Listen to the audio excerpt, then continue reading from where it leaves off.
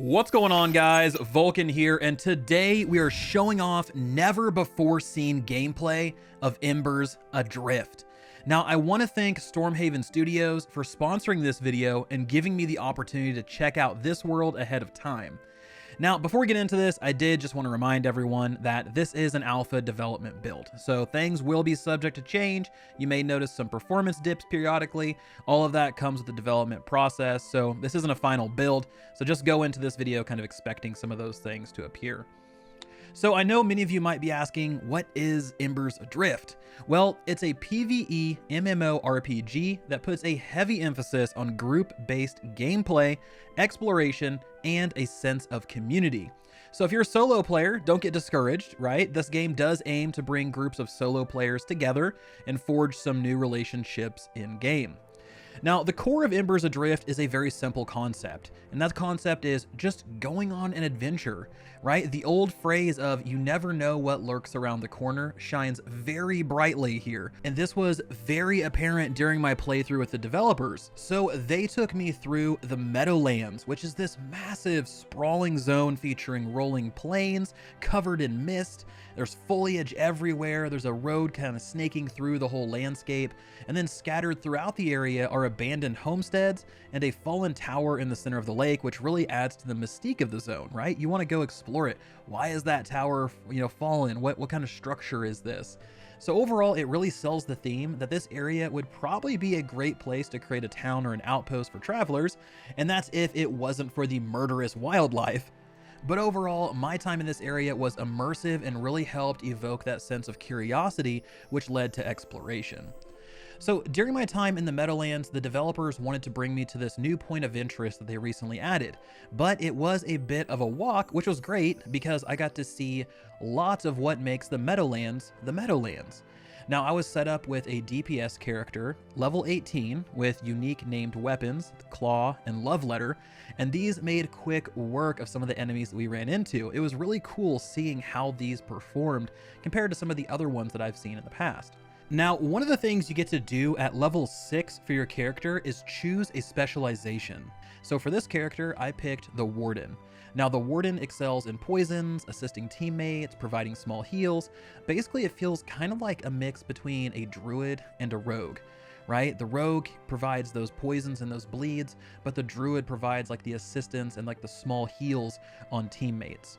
Now, the developers, they all created characters as well to kind of round out the party. So we had a tank to hold aggro, we had a warlord to heal and support the group, and then another warden to stack up poisons and bleeds, along with my poisons and bleeds.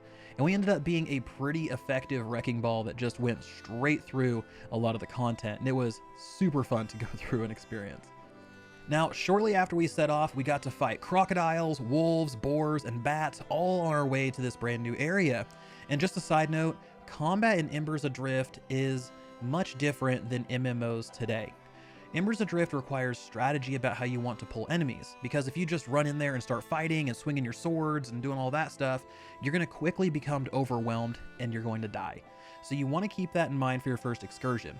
Make sure to pull, have a good puller class, so whether that's somebody with a crossbow or a bow or kunai knives or something like that, that can actually aggro and pull an enemy away from a group, because that's going to be your key to success.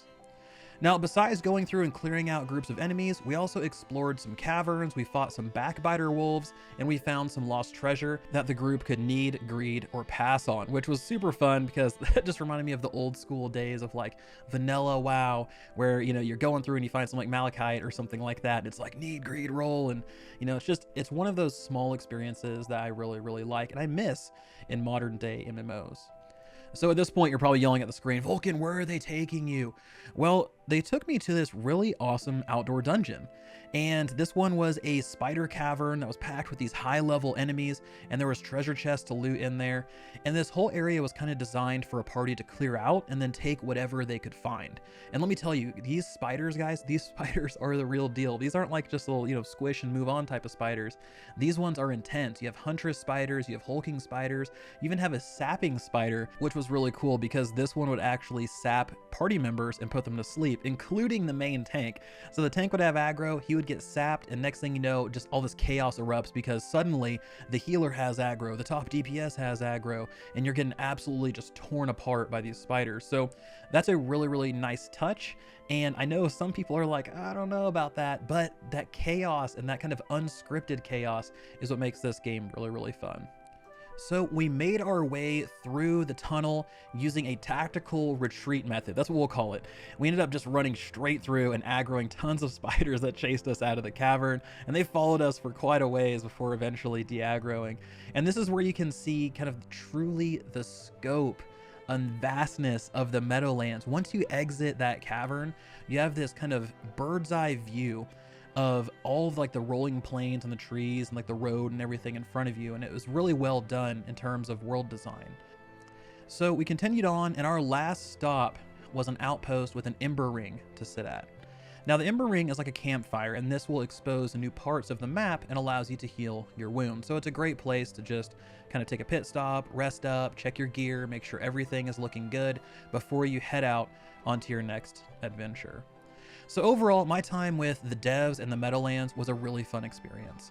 Embers Adrift truly is a game that really helps recapture some of the magic that's been lost over the years in terms of MMO evolutions. You have tactical gameplay, and I don't mean turn-based, I mean actual tactical gameplay. Understanding what you need to bring to a fight to give yourself the advantage, or what's going to give your enemy the advantage. Meaningful effects to your items or your skills, making meaningful upgrades to your character, whether that's equipment or armor. And then you have these vast areas with no loading screens that truly makes the world feel like one. And that's one thing that I've seen in current MMOs. Things are so instanced and so cut up. You can't just run from one point on the planet to another point, or one point on a continent to another point on the continent.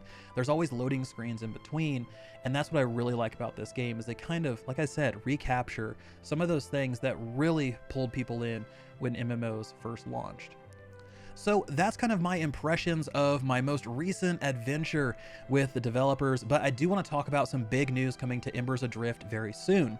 So the game is entering beta on March 1st, which means the NDA will drop and people can come and play the game and then share their experiences freely, which is going to be really, really cool. I want to see what people think about this one, because I know I have a really good time with it, but it's always really cool to see what other people think.